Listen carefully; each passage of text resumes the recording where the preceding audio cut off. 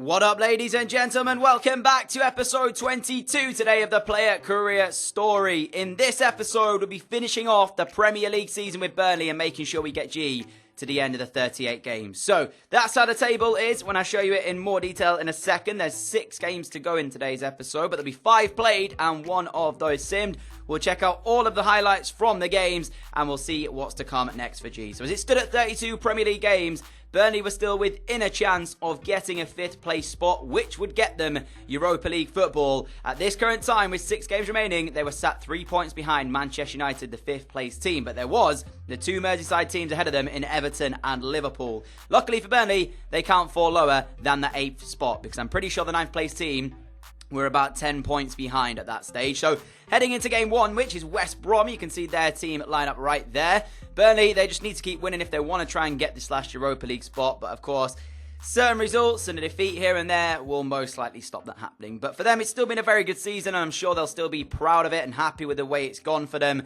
And if they get the right additions to the team next season, I'm sure they can push for that, Europa League / Champions League spots. But this game against West Brom wasn't a great one. They actually had the first chance, and it was mightily in the second half. There was about 12 or so minutes remaining till the actual first chance appeared. It was West Brom, and again, they continued really to pile on the pressure. This time it was a good save from the Burnley man in between the sticks, Nick Pope, to stop West Brom taking the lead here. And overall, not exactly a great first game for Burnley. If you want to try and press for that Europa League spot, you've got to try and win games like this. At the time, West Brom were 15th place, so not exactly the way you want to see it going. But a point is still a point, and Burnley do get that point. And luckily for them, though, a few other teams in and around them ended up playing well and getting a victory. So, as it stood, they were still chasing it. But I think, as you probably get from that type of performance right there, they're just wanting to get to the end of the season. They've done their hard work in getting this good a position. They were saved quite early on into it. I think we just realised at this point that with 5 games remaining, all of the players were kind of tired and just trying to get to the end of the season. So heading into game 2 against Chelsea, who are fighting for a Premier League title at this time, this game honestly could not have come at a better time for the London club. If they want to try and get the title, then they're going to have to beat this Burnley side that honestly looked a little bit tired last time against West Brom. But, credit where it's due, Burnley did give them a very good game at Turf Moor. And into the second half, G picked up the ball on the halfway line, drives forward, gets past Azpilicueta, gets past David Luiz, and squeezes it past the oncoming goalkeeper in Thibaut Courtois, and he gives the home side the lead inside the 50th minute mark. What a run from the young Chineseman. But all in all, it just lacked that little conviction that Chelsea needed. Just bring him down. Here, when Azpilicueta loses that, right there on the edge of the area, Kante, for me, has to stop him. Just do a professional foul, pick up the yellow card, don't let him continue his run, and it wouldn't have been a goal. And then David Luiz, again, he's not strong enough in the tackle when G gets through, but at that point as well, he was kind of getting into the box, and maybe Luiz thought he has to be a bit more careful, and he was just relying on his goalkeeper.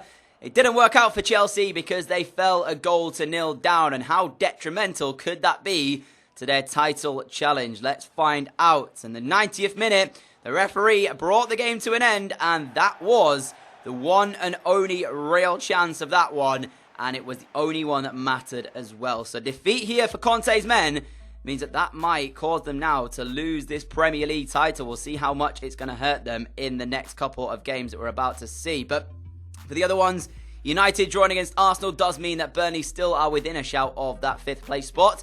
Next up was Reading. This is the game, unfortunately, that will be simmed. It was 3 days after the Wednesday game against Chelsea, which meant, of course, unfortunately, it was a little bit too close in time, which G wasn't quite fit enough to play in, and they fell to a 2-1 defeat. But the next one to come was Leicester, away at the King Power Stadium, and there was only 3 more games after this, so there's 9 points to play for, and the 3 games that Burnley have to play are actually against teams that are lower than them in the division. They don't have to play anybody that's above them currently, so in theory, you're looking at potentially 3 wins if they get the job done correctly. But Leicester are no easy team to play against. We know that. They obviously won the league back, 2016 now? So, yeah, they've managed to get a Premier League winners medal, a few of these players. One of them included Wes Morgan, the skipper, nearly ended up giving the away side the lead, as he didn't bring down G when G was through on goal again.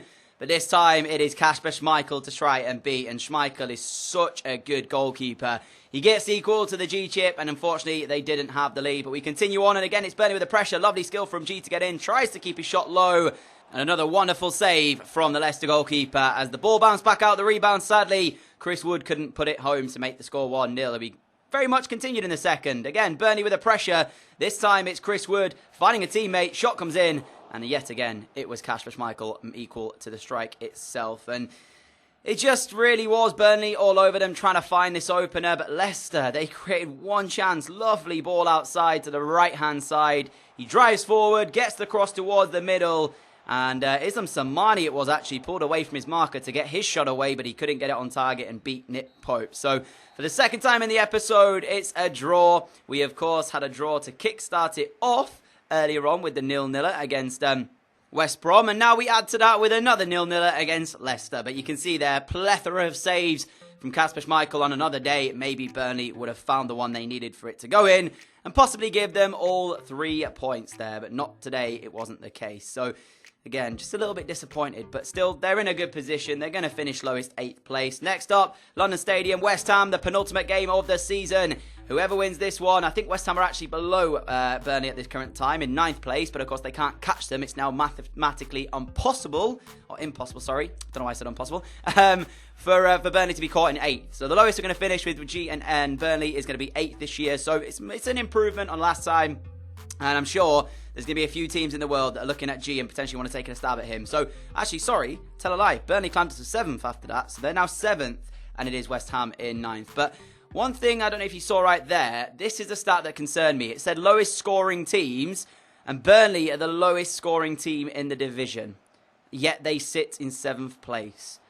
That is a very worrying statistic when you consider that last season they were the highest conceding team in the division, so maybe if they've had a bad year defensively again this year, we might have been looking at a Burnley who could have been relegated. Obviously that's not the way it's panned out, but still, how are they the lowest scoring team in the division, yet they finish in 7th or 8th place potentially? However, this game, minute to go, Meccano brings down his man in the box and hands West Ham United a penalty, with giving them the opportunity from the spot to take the full 3 points. It's Arnautovic to step up and take it. With the last kick pretty much of the game. The number 7 sends Nick Pope the wrong way, who has had a very good campaign here for Burnley. Let me just say that. What a replacement he's been for that man, the Tom Heaton, all the experience that Heaton had. I was slightly worried, but Pope's done very well indeed since coming into the team. Unfortunately, they still had another defeat left in them, Burnley, and they did fall to a 1-0 loss here at the London Stadium, courtesy of that Arnautovic spot kick. But as I said, all the players just want to get to the end of the season, have a little bit of a celebration, get it over and done with. The rest of the teams, though, again, United dropping points in this one. City losing to Liverpool as well. I'm really intrigued to see who is going to come out with the Premier League title, because as it stands, we don't know. It is going to go potentially to the final couple of games of the season, but I'm going to put my money on it. Probably Chelsea.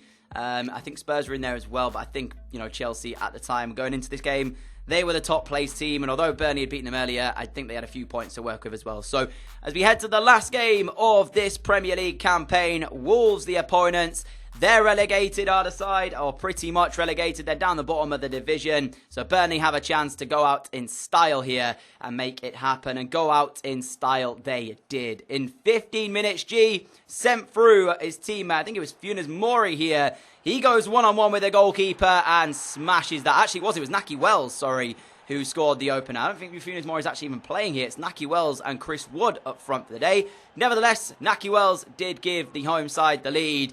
And at Turf Moor, it's just a nice way to go out, to the fans. If they can get the victory here, it's always nice doing that. The fans know how much the Burnley fans have put everything on the line here this season to really press themselves. So I'm sure they can show their appreciation, of course. If they get a victory, even better. But another thing that it could be a last for G, because he might play his final appearance here for Burnley, depending on what happens later on in the episode. You're probably seeing the title and thinking, hey, I'm going to vote right now. I just want to see the two teams. But if you haven't spoiled it, wait till you see the two teams, because they're two very, very different sides that have come in with an offer for G Sheng. And if he continued on to the 23rd minute of it, lovely turn in the box. G trying to find his teammate, gets a lot of luck to get the ball straight back to him. But after that, he finishes it past John Ruddy, I think it is, in the Wolverhampton Wanderers goal today, and doubles Burnley's advantage inside 25 minutes. Celebrating with the rest of the boys as well. As I said, potential last for G here. This could be his last Burnley goal as well. Even better time to get it in the Premier League at Turf Moor. And I think now That puts him on to double figures for the season in terms of his Premier League goals. Or is that his 11th? It's either 10 or 11 now for G, but nice way to potentially end off your career here at Burnley. Who knows? Maybe a return in the future, but I'm sure with the voting that you guys have, I think I know the team that's going to win it regardless. But 47 minutes in, second half, I thought G had smashed it into the top bins. Unfortunately for him, the crossbar was there to deny him what could have been a second. But he did get his second. 3 minutes from time. Mistake made by him initially to give the ball away. Then the ball comes straight back to him, gets sent through one-on-one with the keeper again, shifts it onto his left foot and curls it past John Ruddy for the second time in the game with his 25th goal of this, I guess, career. I don't think it's his 25th goal overall. I think he's scored a few more than that. But overall, he finishes his Burnley career potentially, if it is to be ended here today, in style. A 3-0 win against Wolves, popping up with the assist for the first one and getting 2 for himself as well on the score sheet today. It's just a nice way to end off. You know, it's always nice to get goals, and I'm sure a few of the Burnley fans were sat there thinking this is probably going to be G's last appearance for the club, because he wants to win Champions Leagues, he wants to win stuff, and at the moment, Burnley, of course, not playing Champions League football is kind of hindered by that. At this point, none of the Burnley fans knew if that was to be his final performance, but there you go, it is the end of the game. So, yeah, that is how it ends. This Premier League campaign comes to an end as well, 38 games in. It is Burnley who have ended it with a very good season overall. I can confirm as well, it is Chelsea who have won the Premier League title. They have won it, and it wasn't actually that close in the end. It did come to the last couple of games, but Chelsea had enough to be able to take them over the line. And a few other surprises in there as well. I'll let you check it out in a moment when I show you the full full table, sorry. Just checking a few of the news articles here. In terms of team of the competition, it was announced there is 2 Burnley players in there. One of them is Stefan Defoe, which I kind of agree with. The second one was Funes Mori. But when I show you the player stats, Sheng has the most goals in the Premier League for Burnley at 11 for the season. And he has the most assists for Burnley in terms of the 2. So I don't know how on earth they've included Funes Mori in there, because it's not like he's assisted a lot. It's not like he's scored a lot. I think Sheng should have been in there in his place. But hey, I can't really say too much about it. That's the league table. As I said, Chelsea ended up winning it by 6 points. Spurs 2 points behind Manchester City in 3rd. Arsenal did get the 4th position, and it was actually Liverpool who finished in 5th for the last one in the Europa League. In terms of the relegated teams, Swansea, Wolves and Southampton will be playing Championship football. Reading escaping the drop. That victory, the 2-1 victory against Burnley, could have become in clutch for that one, but there you go. G did get an award for himself. However, it was only the player of the month. It wasn't the player of the season or anything like that. He didn't get the young player of the season either after Dele Alli picked it up for Spurs. And for Ali, he couldn't carry them to a Premier League title. He didn't even carry them to 2nd because they ended up finishing 3rd. But for Spurs, it's the way it goes. And Ali, I'm sure, will be looking to improve on that next season. So now we move into what could be the more important parts, I guess you could say, of today's episode. The 2 offers. I'm going to show you some of the other stuff like who won the FA Cup, who won the Carabao Cup, who won the Champions League and stuff like that. But while that's showing, I wanted to actually talk about the offers at hand today. So there's 2 teams that came in for G, and both of them will be quite interesting. The first one is playing in Germany in the Bundesliga. The second one is playing in the Italian League. I personally would like to see the Bundesliga team win it, just because I think it's A, more challenging, and B, there's more room for G to grow than I would for the, Italian team.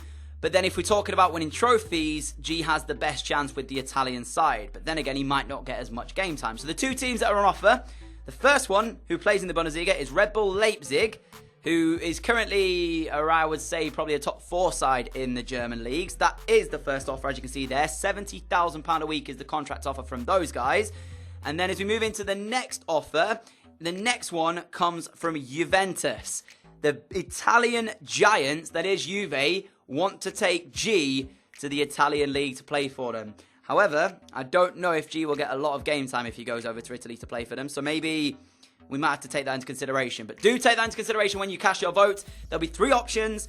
Go to Leipzig, go to Juve, or stay with Burnley in the Premier League. Those are your 3 options, guys. Make sure you think about it before casting your vote. It is more money from Juve as well, around £100,000 a week. So if you want to cast your vote, then that is the offer for you there. But that's it for today's video. Hope you enjoyed. If you did, a like would be greatly appreciated. As always, guys, thank you for your continued support on the channel. Really appreciate it. Hoping to get a second video out later tonight, which should be the Celta Vigo career mode, another episode of that. So if you are interested, make sure you hit the notification bell so you never miss an upload. I will see you all, hopefully, as I said, again tonight with another video. If not, then I'll catch you all at 4 p.m. tomorrow, guys. See you all then. Adios.